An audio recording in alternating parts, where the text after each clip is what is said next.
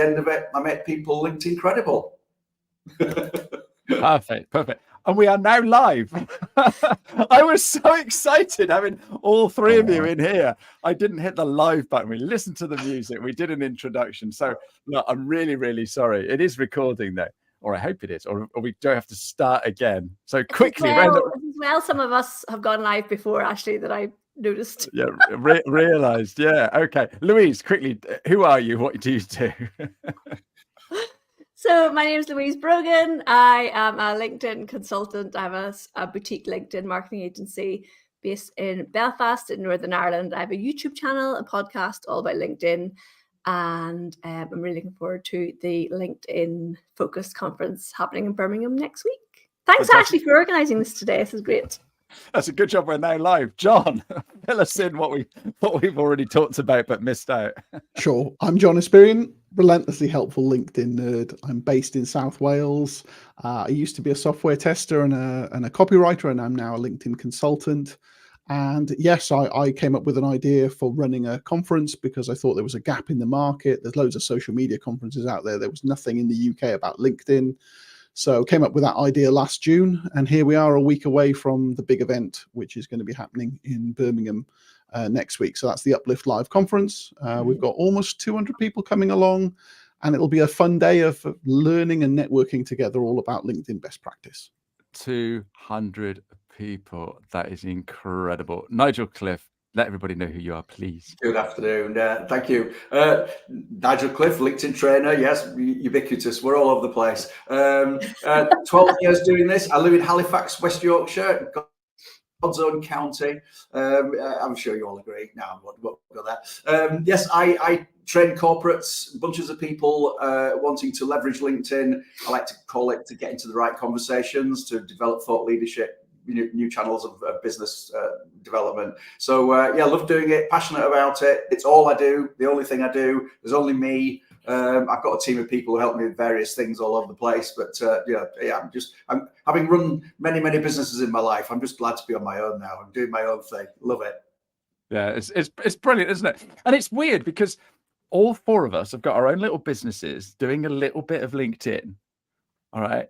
And I don't know about you guys, but I don't see you as competition. I see you doing totally different things. So what makes us different? So Louise, what makes you different to other LinkedIn trainers, please? Well, I suppose the main business that we have is actually we do it for clients. So it's people outsource their LinkedIn content and management to us. I do training and workshops myself personally, but my team, we take the load off other companies who want to be on LinkedIn and do it for them. So all the other stuff that I do, the podcast and the YouTube channel and the videos and all the other stuff that I create is aimed at the audience that I have that are not our clients, if that makes sense, Ashley. You know, our paying clients are actually a small fragment of my audience. I create loads and loads of stuff for free for people. But as a result of that, then people see me and my team as experts, and then they say, well, can you help us and do this for us? So I don't think you guys don't do done for you LinkedIn. So that definitely makes me slightly different to the rest of you here, I believe. No, perfect. Nigel, what makes you different, sir? Well, I don't do anything that Louise does. No, I don't have a team. I don't do for you services. I like to think I enable my clients to do it for themselves. So I give that insight to really leverage LinkedIn to help them achieve their own business or personal goals. And I guess I hate this difference thing because you're trying to say, well, this is how I'm better. I'm not really better. We all cut and dice LinkedIn in different ways. If somebody is talking to me about doing business with me, said, well, what's different? I said, well, I guess the only thing I can really offer you is that after 12 years of experience, I know what works. And that's what I'm going to share with you, what works. That's not the only way. There are many ways to cut and dice it. There really are. But just having, practiced and done this for a long, long time, I'm very proud of the results my clients get. I suppose if there's anything different, it comes with a guarantee. I don't know many LinkedIn trainers will say, if you work with me, I guarantee we'll achieve your objectives. That's pretty powerful. It works. Honestly, I'm so lucky to be in that position of knowing if you do this, obviously they've got to do the work afterwards there, Ashley. Yeah.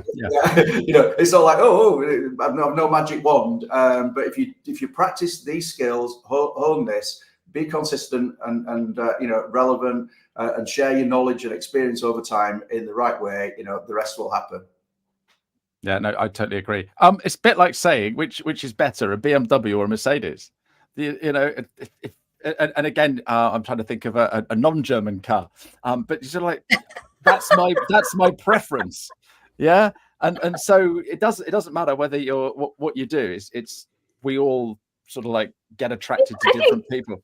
Yeah, I think people are drawn to people that they follow online, and also it's interesting. Like, I have sent Nigel clients because he covers certain areas that I don't cover, but I think because a lot of us are in the LinkedIn consultancy space, we think there's a lot of people out there who know a lot of LinkedIn trainers, and that's not true.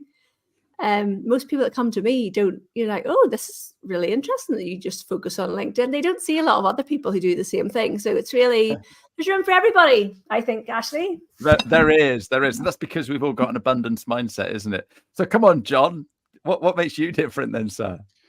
Well, I think for me, it's because of my technical background as a software tester and as a writer.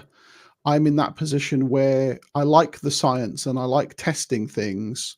So I'm good with the tech side, but I can actually explain how stuff works as well. And usually techies aren't very good at explaining things, and people who can explain things don't always get the tech. And I'm kind of, fairly well seated between both.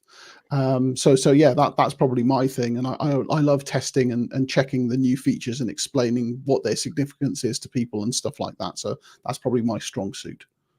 Perfect. Absolutely perfect. And so you've brought together 8 amazing speakers at this conference next week. One of your co-conspirators is Jeremy Freeman. So he's been very involved in this.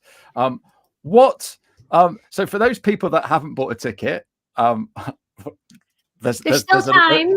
There's a link there. But those people who still haven't bought a ticket, why should they come, John? Apart from seeing Nigel and Louise, obviously. Yeah, well, I think it's just a day to help you move your goals forward. If you spend a focused slot of attention in meeting other people who are enthusiastic about a platform, some of whom have got great results from it, and learning from some of the best without any of the sleazy tricks that you might get elsewhere. I appreciate that it's easy for me to say that because I'm running the event, but I know, and I've vetted all of the speakers very closely, and I know that no one does any of the kind of dodgy automation or engagement pods or just spamming 100 people a day. We don't do any of those things. We show you how to do it kind of organically, the right way. There's no magic bullet for this, but if you really want to kind of get better results, this is the best place to be, to learn from the best and then put those ideas into action. So that's my sales pitch for UpLift Live. Yeah, having as I know pretty much all of the speakers, I know that they're going to be there to chat to us during the day. They're not going to be in a lofty cavern somewhere locked away that we don't get to speak to them. Apart from Louise, maybe. So Louise, are you a hugger? Am I a hugger? Well, yeah. Can I please say, Ashley, I was asked this by Gus on my own podcast, and I said, of course I am. And I thought, I don't want to be hugged by total randoms, thank you. So, okay, but so am I a total you can have random? a hug, Ashley. Oh, that's all right then. That's all right. That's the only reason I'm coming, Louise. Someone come up to me in the airport and say, aren't you speaking at that event? I heard you're a hugger. Like, oh,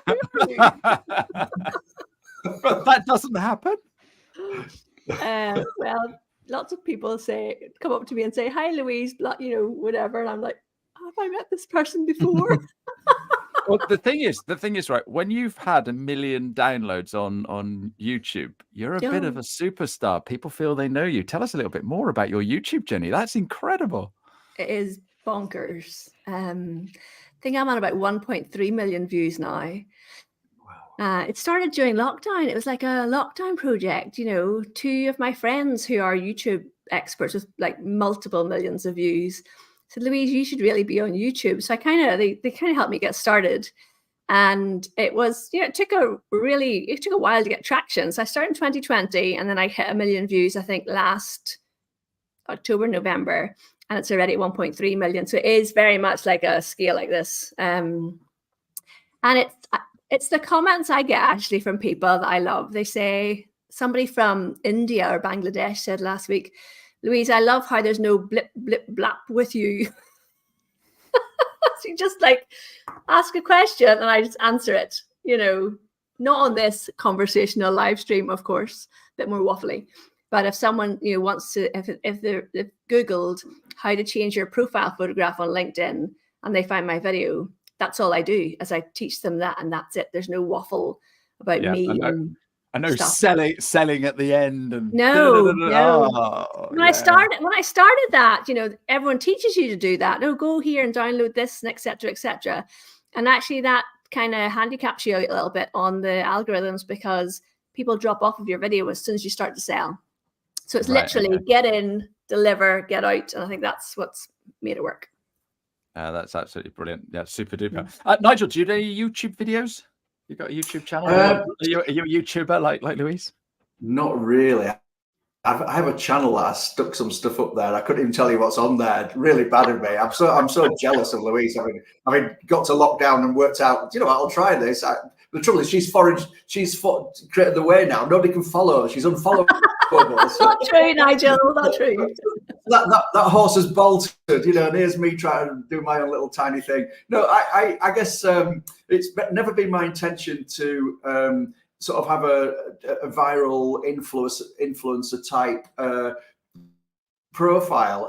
All for those who do it, and Louise, absolute total respect. But it's never been my particular goal. I like to sit somewhat behind the scenes sometimes. I mean, I don't post all the time. I mean, what? I post probably once, sometimes twice a week. So I just do things in a slightly different way, which I'm going to be talking about actually next week. Just another plug there, John. Actually thinking a little bit differently about how we might go about this, especially if you're in niche audiences where your customers are hard to find. Where are these people? They're not even on LinkedIn. Or if they are, they've got a profile and never go there. How do we deal with that? How do we find those people who almost don't want to be found?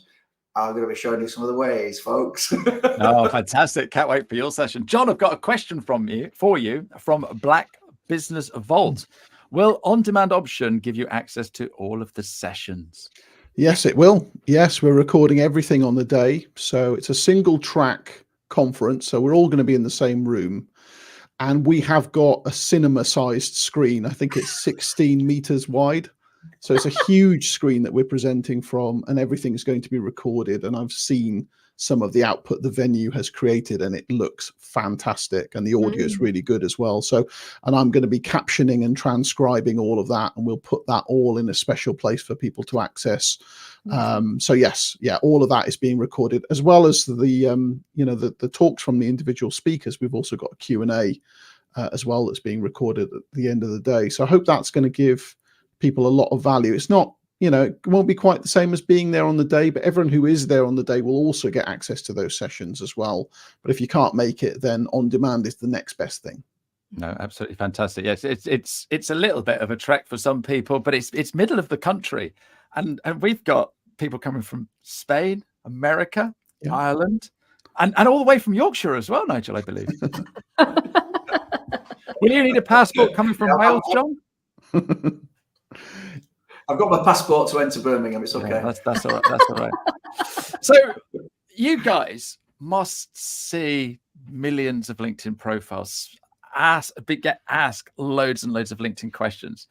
What's the number one popular question that you get asked? And I'm going to go around. I'm going to do ladies first again. So Louise. If it's a workshop, or I spoke in a women's conference in Bournemouth last week, and everyone always wants to know, should they have LinkedIn Premium? Like without question. So I tend to try and guide the questions a little bit, because what I think people really should know about is, how do you actually put stuff out on LinkedIn that actually gets results for you. But people all want to know, should they be upgrading and getting premium? And I was talking to somebody yesterday, actually, and they were saying there's a client who's interested in me doing training for them here in Northern Ireland. And they said, well, the other people have said they basically want everyone to get sales navigator licenses. And I'm like, oh, I'm sure Nigel would have a response for that.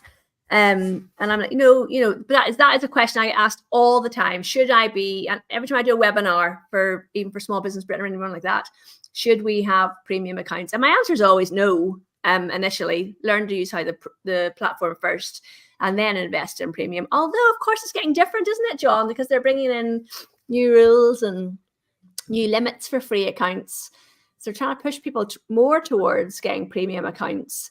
I foolishly upgraded the Sales Navigator. Not foolishly, because I did want to check it out, and I thought I'll go back down to my nice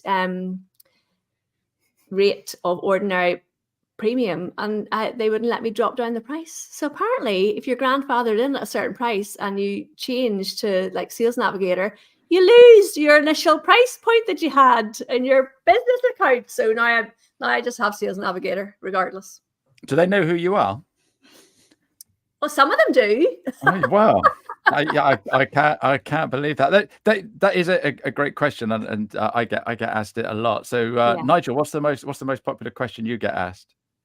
Yeah, there are many, aren't there? That's a really good one, Louise. Well done. And that grandfather thing is so annoying. I guess a lot of the time people say to me, how do I get more people to be interested in me? How do I get more responses on engagement? I tend not to get many likes, and nobody ever comments. How do I break that limit, that glass ceiling?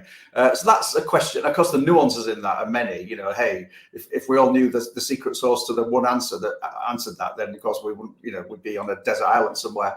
There are many reasons, aren't there, of how we craft content to be interesting, to be engaging. I personally am loving the fact that the content driver behind LinkedIn is going to that rewarding people for sharing value, knowledge, experience, as opposed to where it seemed to be going 12 months ago, which was ever more personal content, which for me isn't really why I'm on LinkedIn. I want to be here to learn. I've got friends I can have a good time with. I'm not here to sort of have that experience. So when LinkedIn made that sort of published shift back into more, we're going to reward people for relevant, interesting, knowledgeable content, that was a sort of a shift I really enjoyed and loved. So I think providing we're doing that, there's lots of nuances around that, isn't there? And I think we will build an audience. But there's so many questions. I always make a note of them.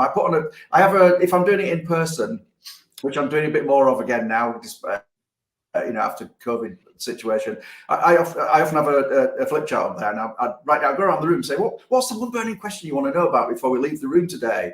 And I go around the room, because by the time you get to number 12, it's harder because the things have already been said. I always write it down. And irrespective of the fact that I know exactly what's coming up every time, very, very rarely does anything new get asked. Yeah. So the questions are really quite repetitive, and probably within the top 20, you'd cover them 99% of the time. So it's a bit of everything, isn't it? Yeah, no, good answer. Good answer. John, what about you? The questions usually relate in some way to visibility. So, for example, should I turn on creator mode? Will that give me more visibility? Or should I start a newsletter? Will that give me more visibility? So visibility is at the core of those questions. And as most people who are watching this probably have heard that creator mode is being baked into all LinkedIn profiles very soon. So that's not actually going to be an option anymore, but newsletters are still a thing. That's quite a common question about whether people should go for long form content over short form. And I'd always say short form is great for conversation and immediate visibility, but long form is also really, really good for long-term authority and discoverability. So in an ideal world, you try to make time for both. It's really hard to juggle everything that you need to do to have an effective LinkedIn presence. But people still discover some articles I wrote 6-7 years ago, whereas they don't really do that so much with posts that I wrote 6 or 7 years ago. So there is a long-term evergreen potential to articles that I think people don't fully appreciate. Yeah, no, that's a jolly good point. All right, here's a question that often get asked: follow or connect? And with creator mode, we're stuck. We have to have follow. What's your advice? So come on, Louise. Whether I follow or connect, or whether people want to connect or follow me? No. So I've got LinkedIn. Do I have the follow button or do I have the connect button? Which one should I have? Well, I think the majority of people, again, because we are in this space, we know a lot about this and take a lot of things for granted that other people would think them too. But the majority of people that I go and deliver a workshop or training to don't even know that there is a difference. So if you're trying to build your network, I would say stick with connect. And I'm talking about corporates there, I suppose, Ashley, which is different to somebody who is a small business owner. But the majority of people that I would speak to don't know a huge amount about LinkedIn, so they wouldn't even be aware that there was a difference there. In the same way that I know TikTok exists. I've seen TikTok videos because people share them on other platforms, but I haven't got a clue about any of the features of them. So, and I would say the people that I come across in the main are at that level of knowledge. So they don't even know that there's the different options. I get a lot of connection requests, and if they're not somebody who I think is going to be somebody who might want our services, or maybe they're not in the networks that I'm active in, like my small business Britain community or whatever, I tend to just ignore their connection request, and I see that they're following me anyway. So if you're wondering why I didn't accept your connection request, person watching on YouTube, that's why. It also helps if I send you a lovely little message as well, doesn't it? Because I saw you doing such and such. It'd be great to connect. Well, I do find this a little bit challenging, because if I can see that person is probably going to try and sell me something, or is really in a field that is unrelated to stuff that I'm going to be interested in, even if they sent me a nice message, I don't always necessarily accept their connection request. Sorry. No, that's a great answer. Anybody got anything else to add to that? Well, in terms of follow or connect, I think that was your original question, Ashley. So I'm taking the scientific approach to this one. Thank you. So I switched to follow first in 2018, and that jumped the size of my following quite significantly, quite quickly. And then when creator mode came around sort of 2021, we were forced to be in follow mode if we wanted to have the attendant benefits of creator mode. But when the change to creator mode, so that it's baked in, happens, we will then be able to keep all of those features and switch back to connect mode. So as an experiment, because the speed at which my network is growing is slowing, so the rate is slowing, I'm going to do an experiment where for at least a month, I'm going to switch back to connect and see what that does to the quality of the conversations I have with people. Because if the rate is slowing, I'd rather have more first level connections, because I think they're more likely to want to support my content if I chat with them in the DMs, which you can't do with pure followers. So that's my experiment, and probably will start in April. Ooh.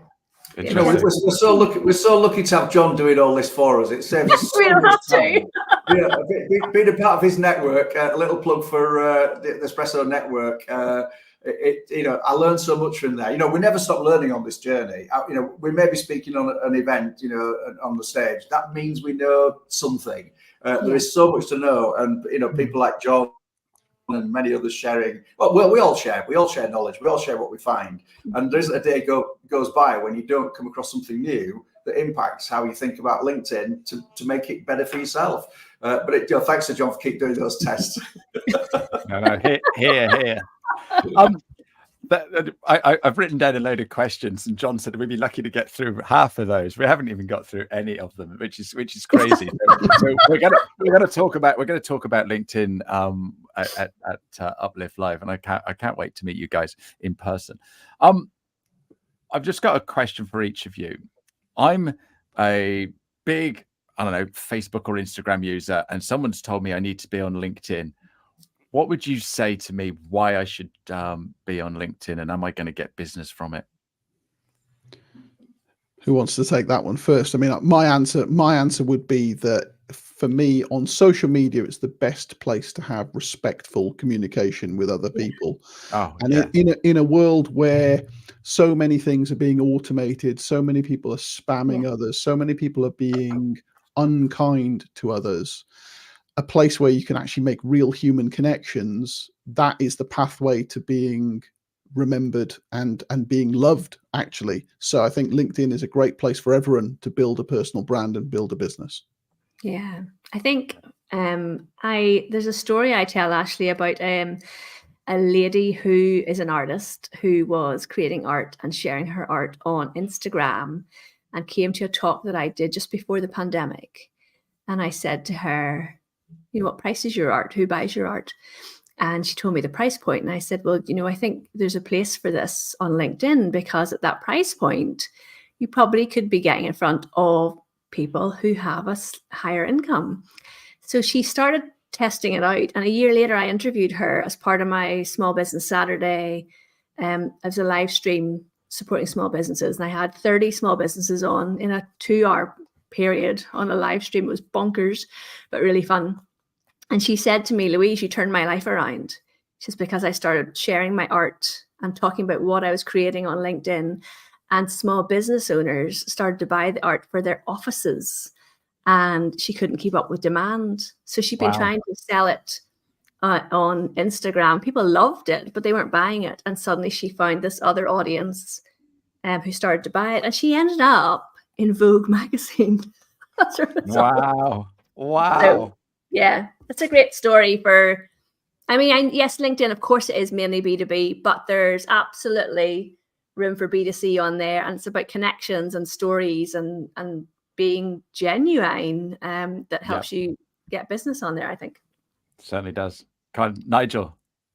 Yeah, it's the one place where everybody, every business professional is probably got a presence through an account. Whether they use it correctly or not is another matter, but they're all there.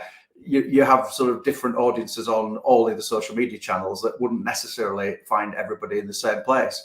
So I think it's the one place where we can all be found. And it's generally understood to be, isn't it, the professional platform where it's your professional persona. And yes, the place to get into conversations, which is how I started my LinkedIn journey, back as a trainer 12 years ago, was I was looking for how to find people. It allowed me to find them. It allowed me to reach out. It allowed me to start a conversation. The conversation gets taken to a coffee gets taken to a meeting a proposal, and before you know it, you're doing business. Yes, that can be done under the channel. But in the business, particularly in the B2B world, absolutely, there's B2C examples all over the place. But particularly in the B2B world, it's the place where everybody's likely to be. We all know the rules. Whether some of us break them, we've already set the standard for that for next week. I'm going to use an expression. I'll bring it out here first. We are all LinkedIn faithfuls, people. There's no traitors amongst us, guys. I like it. It's true, isn't it? We're all advocates of doing things the right way, authentically, with integrity, with respect, and we're on this earth for quite some time. We don't get a second chance to make this right, and I think protecting our personal brands, and doing things the right way stands us in good stead for whether we've got a career, of 2 years ahead of us or 40 years ahead of us. That's a single place to keep authority and keep it real, be authentic, surround yourself by great people who are going to add value to your life, and you won't go wrong. Can I add one more thing, Ashley, to that? Another slightly more direct reason. When I was a copywriter, which I was for more than 10 years, when I analyzed the clients who hired me because of coming to me through LinkedIn versus the clients who hired me because of coming through to my website through Google, the LinkedIn sourced clients were paying me 30% more than the Google sourced clients. And that's because I built a personal brand on LinkedIn, and they didn't just want a copywriter, they wanted that copywriter. And that's your opportunity. People on LinkedIn are apt to pay just that little bit more for a quality service versus a random Google. So that's another reason why you should be on this platform. Oh, fantastic. That is pure gold. Thank you, guys. Thank you. Thank you. We've come to the top of the hour. Pavel's saying here he disliked the old creator mode, so he'll be able to switch back. And Jeremy's wife, Rabbit, is promoting cake business on LinkedIn. I like cake. Can we have cake next week, please? So Jeremy is going to bring cake for all four of us. So that's absolutely superb. So next week is this amazing show that we're doing next week. I'm just trying to delete that. There we go. Got this amazing show. We will see you all next week. Before that, I am going to be interviewing Simon Reed is coming on my show next week. We're going to be talking about CRM and his issues with LinkedIn. But guys, thank you so much for making this such a fun, fast-flowing episode. And I can't wait to meet you all next week. Thank you very much indeed. Good stuff. Thanks for having us, actually.